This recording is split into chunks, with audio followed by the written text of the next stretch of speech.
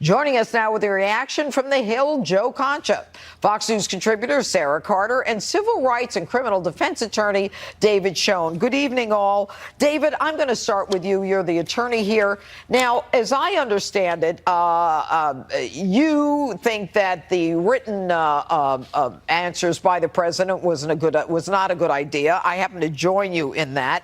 But the president or his attorneys made the decision that he should do that. Now, the special counsel Mueller is not limited to Russia under the regs as it relates to the special counsel's investigation. So isn't everything at play here in terms of perjury and anything else he wants to look at?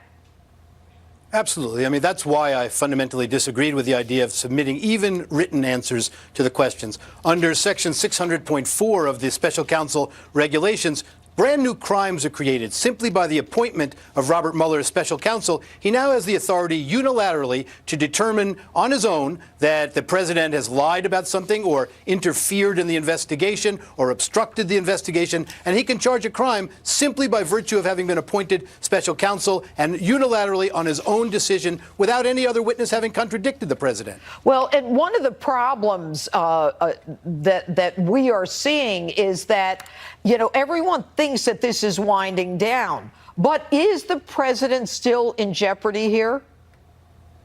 Of course he is. He's in greater jeopardy now, in my view at least, since he submitted these answers to the questions. Remember, this isn't really an investigation going on. They're not looking for information from the president. They know all that they want to know. This is a group with an agenda. Robert Mueller made a choice when he chose his team. He had a whole universe of lawyers to choose from. He chose only lawyers with an agenda, and it's an anti-Trump agenda, people who virulently against Trump, hate Trump, and really resent the results of the election. That shouldn't be if the American people are to have confidence in the investigation. All right. And Joe Concha, you know, we just heard some of the sound of what's going on the other channels. Jeffrey Toobin, who's a legal analyst, saying that the attempt to prosecute Clinton and Comey is worse than Watergate. But let's get to the facts here. Is this such a bombshell report, this New York Times? It never says that the president directed that they be prosecuted. It's not even clear what he said. In fact, McGahn's lawyer, White House counsel's lawyer, says that the president never ordered anyone to prosecute anyone.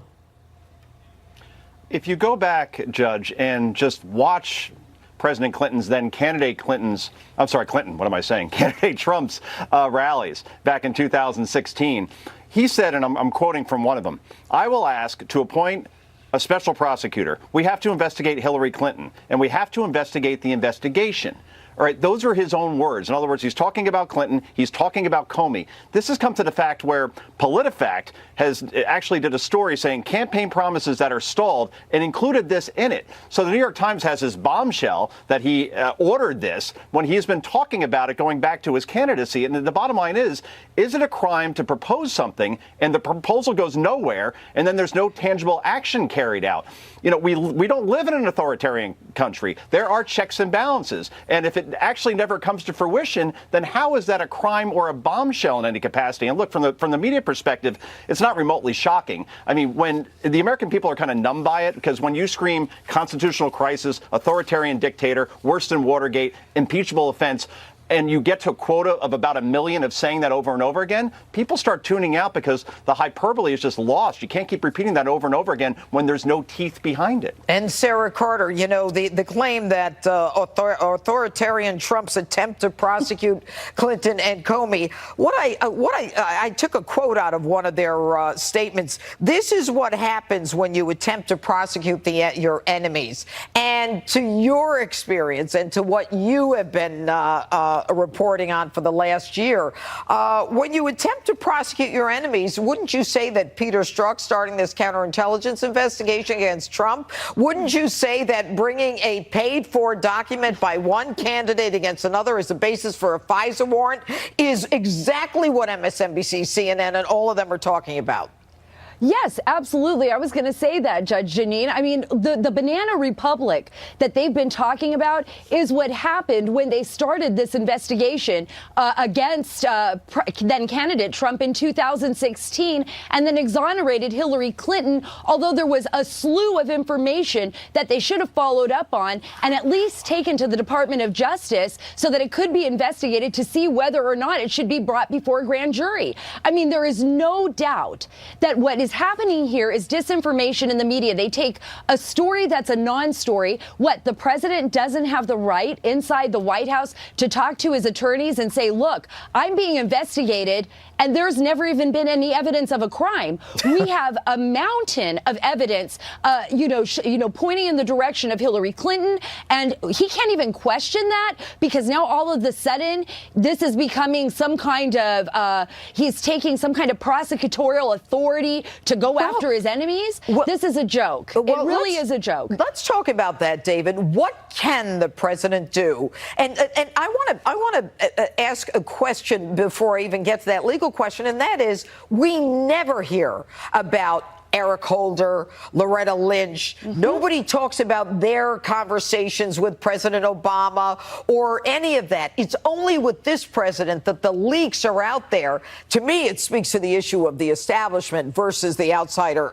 candidate. But, David, I'm going to go back to you with a question. What can the president do? I mean, doesn't he have the right to say they keep talking about corruption? Can we look at it?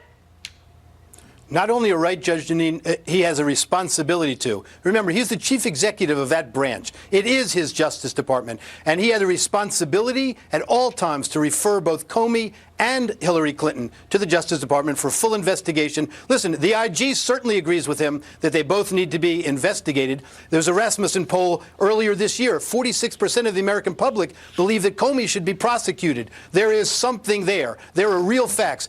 Carl Bernstein demeans his legacy by comparing this to what Richard Nixon did in Watergate, and so does John Dean. Those were attacks on enemies. Here, there's real evidence of wrongdoing, in fact, criminal wrongdoing. It is preposterous that anyone should suggest that what Comey did as FBI director with the leaks that went on and his agenda was appropriate, and certainly it breached his contract, and certainly it violated DOJ rules. All right, So we're short on lunacy. time, guys, so I'm going to go to Joe Concha. When do you think this Mueller probe is going to be over? Well, I think we saw the midterms come and go, and Mueller wasn't going to obviously release anything before then because he didn't want to seem political like Comey did before the 2016 election. This has now gone on for 18 months, unfettered. I would think at this point we have to start to see it wind down since the president has submitted his answers. But my question is, will the American people accept anything, Judge, outside of a direct line of collusion between the president and Russian officials? Because remember, Republicans overplayed their hand with Bill Clinton back in the late 90s in terms of the way they pursued that. And Bill Clinton left office, according to Gallup, with a 65% approval rating. So you better have something very tangible here and not just the peripheral stuff, or else I don't think the American people in the court of public opinion will accept it. All right, Sarah, I have 10 seconds. Is it going to end soon? I think it'll wrap up soon, and I think we need to wait till December 5th and see what DOJ Attorney John Huber has discovered as far as the hearing is concerned. Okay, thank you, Joe, Sarah.